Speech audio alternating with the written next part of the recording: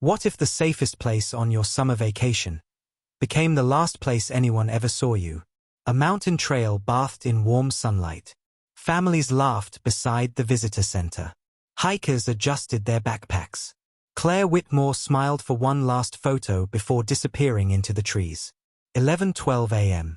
That photograph would soon be studied thousands of times. Not because of what it showed, but because of what no one noticed standing in the background. Blue Ridge Mountains, summer vacation. Claire Whitmore loved routines. Every trip ended the same way. She would reach the highest overlook, send her younger sister Audrey a picture, then text 3 simple words. Made it safely. She never missed it. That morning, she stopped at a small mountain cafe, ordered an iced coffee, laughed with the waitress, and tucked a folded trail map into her backpack. Everything about her looked ordinary. She waved to the lodge owner, Clayton Pierce, before stepping onto the Pine Summit Trail beneath a bright blue sky. The mountain was alive with birdsong, children's voices, and hikers passing in both directions. Nothing felt dangerous. Nothing looked out of place. At 11:47 a.m., Claire sent Audrey one final picture. Behind her smile, someone else had unknowingly entered the frame. No one realized that image would become the most important piece of evidence in the entire investigation. 11:47 a.m., final photograph sent. 6 minutes later, Claire's phone stopped moving. 12:08 p.m., no reply.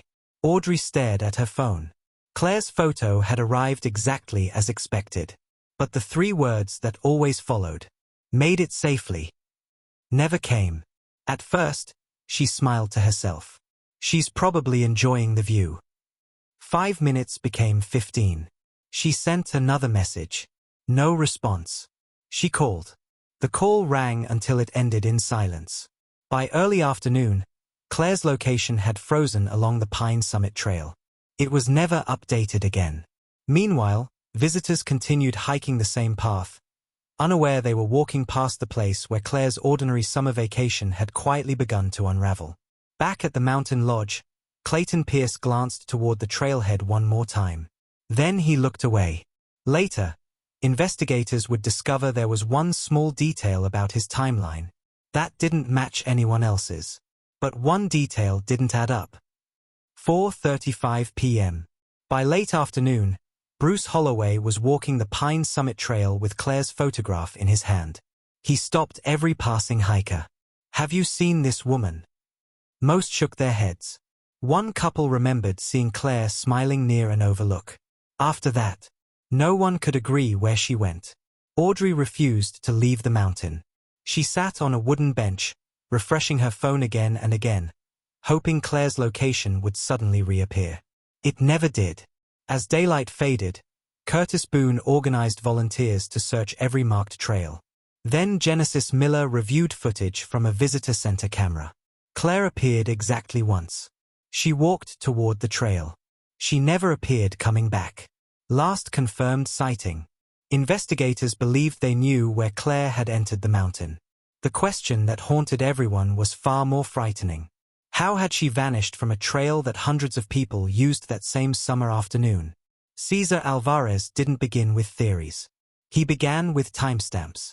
Claire's phone had connected to a trail marker at 11:53 a.m. Then, nothing. No calls. No movement. No signal.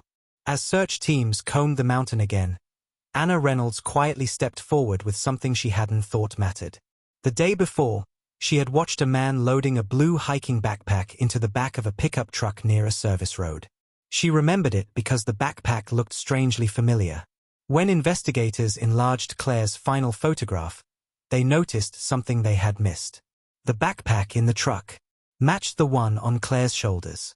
But there was one problem. The truck appeared in the background before Claire was ever reported missing. If Claire was still hiking, who was already carrying her backpack away?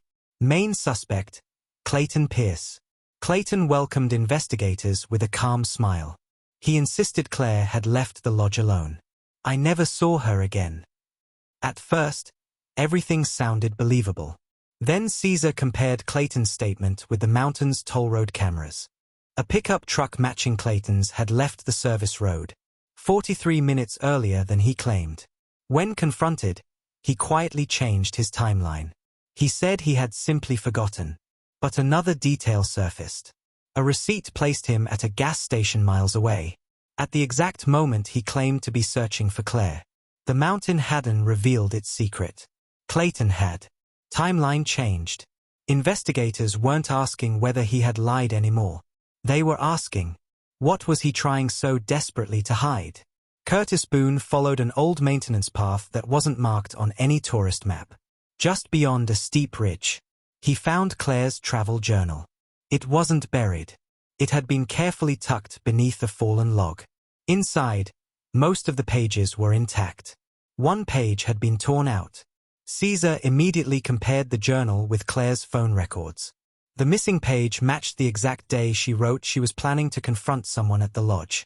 Suddenly, Clayton's changing story wasn't the only problem. Investigators searched his storage shed with a warrant. Hidden beneath camping supplies, they recovered the missing page. It contained one sentence. "If anything happens to me, it's because I finally discovered the truth." Critical evidence recovered.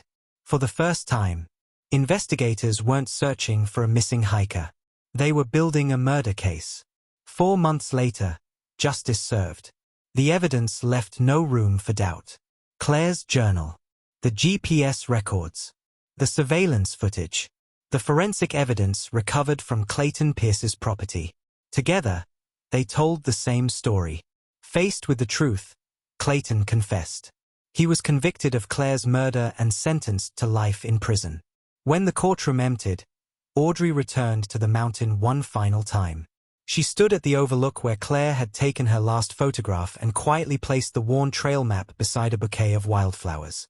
She looked toward the summit and whispered, "You made it home, just not the way we prayed you would." For her family, justice could never erase the loss.